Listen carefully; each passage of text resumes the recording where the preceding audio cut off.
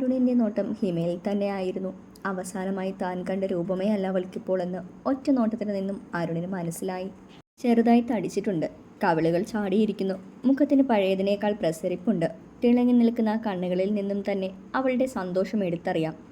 അരുണാണെങ്കിൽ പഴയതിനേക്കാൾ ഒരുപാട് ക്ഷീണിച്ചു. അലസമായി കിടക്കുന്ന മുടിയും വളർന്നിറങ്ങിയ താടിയും കുഴിഞ്ഞ കണ്ണുകളും. അരുണിനെ കണ്ടെങ്കിലും ഹിമയിൽ പ്രത്യേകിച്ച് ഭാവമാറ്റങ്ങളൊന്നുമില്ലായിരുന്നു. പരിചയഭാവം പോലും അവൾ കാണിച്ചിരുന്നില്ല. അരുൺ ഹിമയെ നോക്കിയൊന്ന് പുഞ്ചിരിച്ചു. വേദനയിൽ കുതിർന്ന ഒരു പുഞ്ചിരി. അവൻ്റെ ആ ചിരിയോട് പോലും ഹിമയ്ക്ക് വെറുപ്പ് തോന്നി. ശങ്കരൻ എന്തിനാ ഇവനെയും കൂട്ടി ഇങ്ങോട്ട് വന്നത്? മനസ്സിലുള്ള ഇഷ്ടക്കേട് മറച്ചുവെക്കാതെ തന്നെ മാത്യൂസ് ചോദിച്ചു. മാത്യൂസിൻ്റെ സ്വരത്തിലെ വ്യത്യാസത്തിൽ നിന്നും തന്നെ അവരോടൊക്കെ ഹിമയെല്ലാം പറഞ്ഞിട്ടുണ്ടെന്ന് അരുണിന് മനസ്സിലായിരുന്നു. തെറ്റ് ചെയ്ത കുറ്റവാളിയെപ്പോലെ അരുൺ അവരുടെ മുൻപിൽ തല കുനിച്ചു നിന്നു. അരുണിന് ഹിമമോളെ കാണണമെന്ന് പറഞ്ഞപ്പോൾ ഞാൻ കൂട്ടിക്കൊണ്ടു വന്നതാണ്. അരുണിൻ്റെ നിൽപ്പ് നോക്കിക്കൊണ്ട് ശങ്കരൻ പറഞ്ഞു. ഞാൻ തെറ്റുപറ്റിപ്പോയി. മാപ്പ് ചോദിക്കാൻ ആരെയും തലയുയർത്തി നോക്കാതെ അരുൺ പറഞ്ഞു. അരുണിൻ്റെ സംസാരം എല്ലാവരിലും ഉച്ചം നിറയ്ക്കുകയാണ് ചെയ്തത്. നീ മാപ്പ് ചോദിച്ചാൽ അവൾ അനുഭവിച്ച വേദനയെല്ലാം ഒറ്റ നിമിഷം കൊണ്ടില്ലാതെയാകുമോ? താലികെട്ടി സ്വന്തമാക്കിയ പെണ്ണിനെ ചേർത്ത് പിടിക്കുകയും അവൾക്ക് നിന്റെ സംരക്ഷണം ഏറ്റവും കൂടുതൽ ആവശ്യമുള്ള സമയത്ത് അവളെ കൈയൊഴിഞ്ഞിട്ട് ഇപ്പോൾ നീ എന്തിനാ മാപ്പും ചോദിച്ച് ഇങ്ങോട്ട് വന്നത്? ക്രിസ്റ്റിയുടെ ചോദ്യത്തിൽ നിറഞ്ഞു നിന്ന രോക്ഷവും പുച്ഛവും അരുണിന് വ്യക്തമായിരുന്നു. മാപ്പ് ചോദിക്കാൻ പോലും അർഹതയില്ലാത്തവനാണ് ഞാൻ. ചെയ്ത തെറ്റുകളുടെ ആഴം ഇന്നെനിക്കറിയാം. നിന്റെ കണ്ണുനീരിൻ്റെ ശാപം ഇന്നും എൻ്റെ ജീവിതത്തിൽ വിടാതെ പിന്തുടരുന്നുണ്ട്. ഉമിത്തിയിൽ എന്ന പോലെ ഓരോ നിമിഷവും നീറി നീറി ജീവിക്കുകയാണ് ഞാൻ. ഹിമയുടെ മുൻപിൽ നിന്നും നിറ കണ്ണുകളോടെ അരുൺ പറഞ്ഞു. അവൻ്റെ വാക്കുകളൊന്നും തന്നെ ഹിമയുടെ മനസ്സിൽ തട്ടുന്നതായിരുന്നില്ല. വാക്കുകളാൽ അവൻ തീർത്ത ശരശയ്യയിൽ ജീവിതത്തിൻ്റെ കാൽഭാഗവും മരിച്ചു ജീവിച്ചവൾക്ക് അവൻ്റെ കണ്ണുനീരിൽ എങ്ങനെ അനുകമ്പ തോന്നും? ഭാവഭേദമൊന്നുമില്ലാതെ തൻ്റെ മുൻപിൽ ചെറു പുഞ്ചിരിയോടെ നിൽക്കുന്നവളെ അരുണിന് അപരിചിതമായിരുന്നു.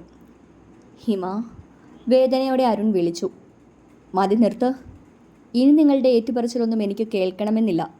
കൈ ഉയർത്തി അരുണിനെ തടഞ്ഞുകൊണ്ട് ഹിമ സംസാരിച്ചു തുടങ്ങി. നിങ്ങൾ എന്നോട് ചെയ്തത് ക്ഷമിക്കാനോ മറക്കാനോ ഈ ജന്മം എനിക്ക് കഴിയില്ല. സർവം സഹയായ ഭൂമിദേവി അല്ല ഞാൻ. നിങ്ങളെപ്പോലെ മജ്ജയും മാംസവും ചോരയും നീരുമുള്ള മനുഷ്യ സ്ത്രീയാണ്. നിങ്ങളിപ്പോൾ എൻ്റെ മുൻപിൽ നിന്നൊഴുക്കുന്ന കണ്ണീരിനേക്കാൾ കൂടുതൽ ഞാൻ നിങ്ങൾക്ക് മുൻപിൽ നിന്ന് കരഞ്ഞിട്ടുണ്ട്. എന്നെ ഒന്ന് കേൾക്കാനോ മനസ്സിലാക്കാൻ, ചേർത്ത് പിടിക്കാൻ നിങ്ങൾ കൂടെ ഉണ്ടായിരുന്നെങ്കിലെന്ന് ആഗ്രഹിച്ച നിമിഷങ്ങളുണ്ട്. പക്ഷേ ഇന്നെനിക്ക് അതിലൊന്നും യാതൊരു വേദനയുമില്ല.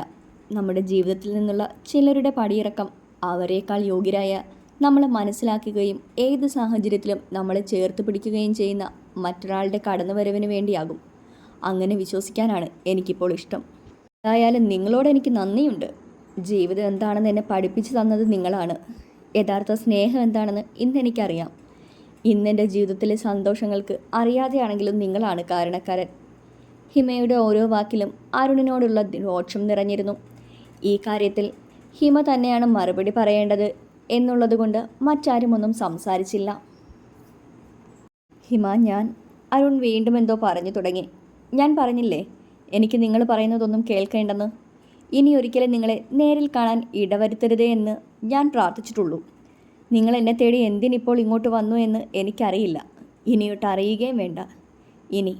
ഇനി ഒരിക്കലും നിങ്ങൾ എന്നെ തിരക്കി ഇങ്ങോട്ട് വന്നേക്കരുത്. ഹിമ താക്കീതോടെ അരുണിനോട് പറഞ്ഞു. അമ്മയൊന്ന് വീണു. എഴുന്നേൽക്കാൻ പോലും പറ്റാതെ ഒരേ കിടപ്പാണ്. ഹിമയെ ഒന്ന് കാണണമെന്ന് പറഞ്ഞു. അരുൺ രണ്ടും കൽപ്പിച്ച് ഹിമയോട് പറഞ്ഞു. ഓ, അപ്പോൾ സുഖമില്ലാതെ കിടക്കുന്ന അമ്മയെ നോക്കാൻ ശമ്പളമില്ലാത്തൊരു വേലക്കാരിയെ അന്വേഷിച്ചിറങ്ങിയതാണോ നിങ്ങൾ? പുച്ഛം മാത്രമായിരുന്നു ആ ചോദ്യത്തിൽ. അല്ല, ഈയൊരവസ്ഥയിൽ എന്നെ കണ്ട് മാപ്പ് ചോദിക്കാൻ മാത്രമുള്ള മനസ്ഥിതി നിങ്ങളുടെ അമ്മയ്ക്കുണ്ടോ? നിങ്ങളുടെ അമ്മ ഏറ്റവും ഇഷ്ടപ്പെടുന്ന, ഒരുപാട് ആഗ്രഹിച്ച് കിട്ടിയ മരുമോൾ അടുത്തുള്ളപ്പോൾ എന്നെപ്പോലെ ശാപം കിട്ടിയ ഒരു പെണ്ണിനെ കാണാൻ ആഗ്രഹിക്കുമെന്ന് എനിക്ക് തോന്നുന്നില്ല. അതുകൊണ്ട് ചോദിച്ചതാ. പുച്ഛത്തോടെയുള്ള ഹിമയുടെ സംസാരം കേട്ടപ്പോൾ അരുണിന് തൻ്റെ അമ്മ ഹിമയെ കുത്തിനോവിച്ച വാക്കുകളാണ് ഓർമ്മ വന്നത്. നിർവികാരമായി അരുൺ ഹിമയെ നോക്കി. ഹിമ, പ്ലീസ്, താൻ എൻ്റെ അവസ്ഥയൊന്ന് മനസ്സിലാക്ക്. രോഗാവസ്ഥയിൽ കഴിയുന്ന ഒരാളോട് ശത്രുത പാടില്ലെന്നല്ലേ പറയാറ്? അരുൺ അവസാന ശ്രമമെന്നോണം പറഞ്ഞു നോക്കി. എന്നാൽ അരുണിൻ്റെ സംസാരം ഹിമയിൽ ദേഷ്യം നിറയ്ക്കുകയാണ് ചെയ്തത്. അപ്പം തനിക്കിതൊക്കെ അറിയാമല്ലേ? തൻ്റെ അമ്മ എന്നെ പറഞ്ഞതൊക്കെ തനിക്ക് ഓർമ്മയുണ്ടോ? അന്നൊന്നും ഇതുപോലെ താൻ സംസാരിച്ച് ഞാൻ കേട്ടിട്ടില്ല. ചെയ്ത തെറ്റുകളുടെ ശിക്ഷ അനുഭവിക്കാതെ ഒരു മനുഷ്യന് ഈ ഭൂമി വിട്ടു പോകാൻ കഴിയില്ല അരുൺ. ക്ഷമിച്ചു എന്നൊരു ഭംഗി വാക്ക് പറയാൻ എനിക്ക് പറ്റും. അത് പക്ഷെ ഒരിക്കലും എൻ്റെ മനസ്സിൽ തട്ടിയായിരിക്കില്ല. വാക്കുകൾ കൊണ്ട് നിങ്ങളും നിങ്ങളുടെ അമ്മയും എന്നെ വേദനിപ്പിച്ചതൊന്നും മറക്കാൻ എനിക്ക് കഴിയില്ല.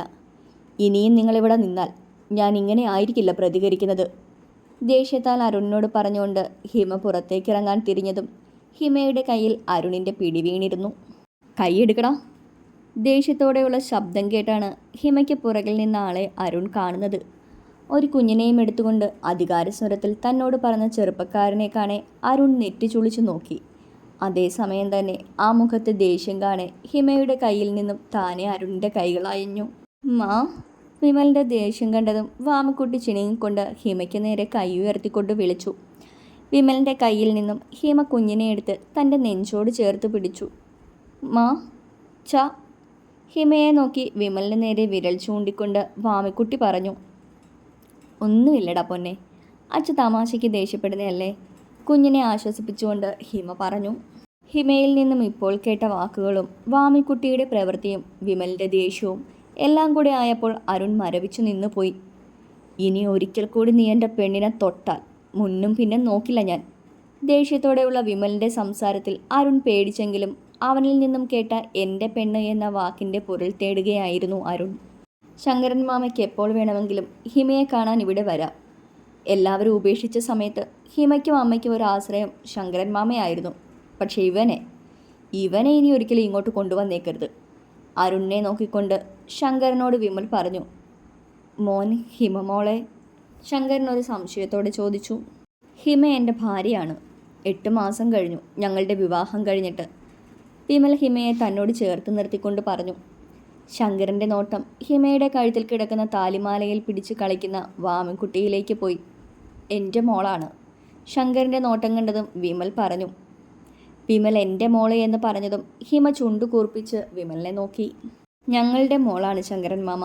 ഹിമയുടെ കൂർപ്പിച്ചു വെച്ച ചുണ്ടിലേക്ക് നോക്കി ചിരിയോടെ വിമൽ പറഞ്ഞു. സന്തോഷമായി മോനെ. ഒരുപാട് അനുഭവിച്ചത് ഈ പ്രായം കൊണ്ട്. ഹിമമോളുടെ മുഖത്തു നിന്നും അറിയാം എത്രമാത്രം സന്തോഷത്തോടെയാണ് ജീവിക്കുന്നതെന്ന്. വിമലിനോട് പറഞ്ഞുകൊണ്ട് ശങ്കരൻ കുര്യച്ചൻ്റെയും മാത്യൂസിൻ്റെയും അടുത്തേക്ക് ചെന്നു. ഇവിടെ ഹിമ സുരക്ഷിതയായിരിക്കുമെന്ന് എനിക്ക് വിശ്വാസമുണ്ടായിരുന്നു. ഒരിക്കലും ഇങ്ങനെയൊന്നും പ്രതീക്ഷിച്ചിരുന്നില്ല. എന്തായാലും നന്നായി. ഇപ്പോഴെങ്കിലും മനസ്സമാധാനത്തോടെ ഒരു ജീവിതം അതിന് കിട്ടിയല്ലോ. ശങ്കരൻ സന്തോഷത്തോടെ കുര്യച്ചനോടും മാത്യൂസിനോടും പറഞ്ഞു. അരുൺ മോളെ അത്യാവശ്യമായി ഒന്ന് കണ്ട് സംസാരിക്കണമെന്ന് പറഞ്ഞ് 2 ആഴ്ച കൊണ്ട് എൻ്റെ പുറകെ നടക്കുകയായിരുന്നു. കാരണം ഇതാണെന്ന് അറിഞ്ഞിരുന്നെങ്കിൽ ഞാൻ ഇങ്ങോട്ട് കൂട്ടിക്കൊണ്ട് വരില്ലായിരുന്നു. എന്നാൽ ഞാൻ ഇറങ്ങട്ടെ മോളെ?